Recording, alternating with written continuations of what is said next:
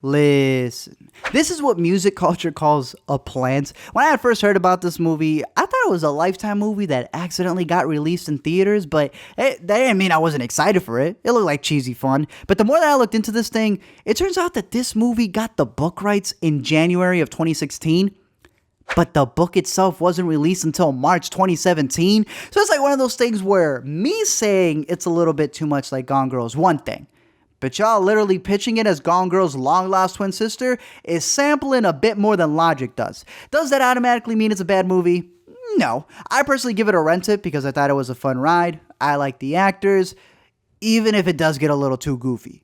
Let me explain. So Anna Kendrick is this awkward vlogger who does food recipes on FakeTube. She's that PTA parent who brings in the gluten-free crayons for the kids. Like, she's Leslie Knope in every possible way when it comes to volunteering. So when she sets up a play date with Mrs. Deadpool, who's the mysterious mom nobody knows, this girl pretty much opens up way more than she needs to. Turns out that Anna Kendrick's a single mother who lost her husband and her half-brother in a car accident years ago. But even worse than that was that before she was even married, her father had died, and her stepbrother, who she didn't even know existed, pulls up to the funeral, and be it loneliness or because Game of Thrones just premiered, they got jiggy with it. Now in the book, it's actually confirmed that the kid that she has isn't even her husband, but her half-brothers.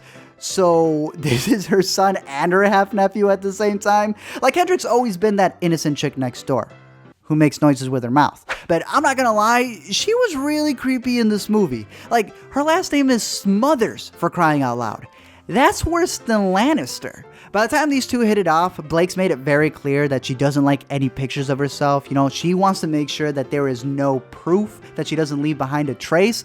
And this girl just disappears during a business trip to Miami. They eventually find her body in a nearby lake, all full of heroin. And since Anna's a good friend, of course during these perilous times, she decides to smash the husband. Like, I get that he's a crazy rich Asian, but damn, Kendrick, loyalty ain't in your DNA at all. Now, an interesting thing about the movie is that for its marketing, Blake Lively actually deleted all of her pics on Instagram to promote the movie, and she literally followed 28 accounts named Emily Nelson, which is her character in the movie.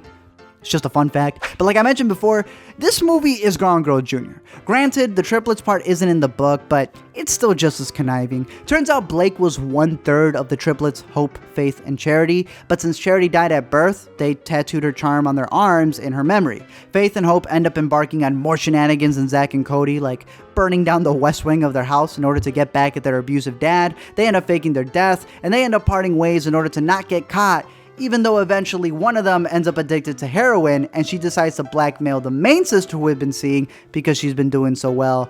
And that's where Emily, the main one, comes up with the idea of drowning her sister Friday the 13th style when they meet up at their old church camp in order to scam out the $4 million in insurance money while everybody ends up thinking it's her.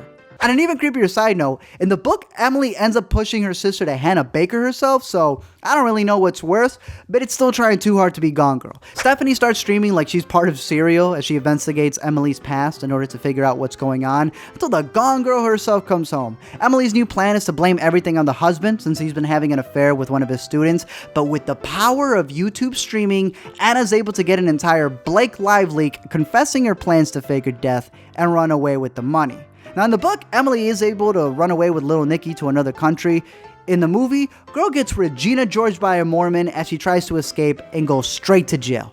Everything gets resolved. The husband moves to Cali with his son, and Stephanie's vlog hits 1 million subscribers as she starts investigating murders on her live stream.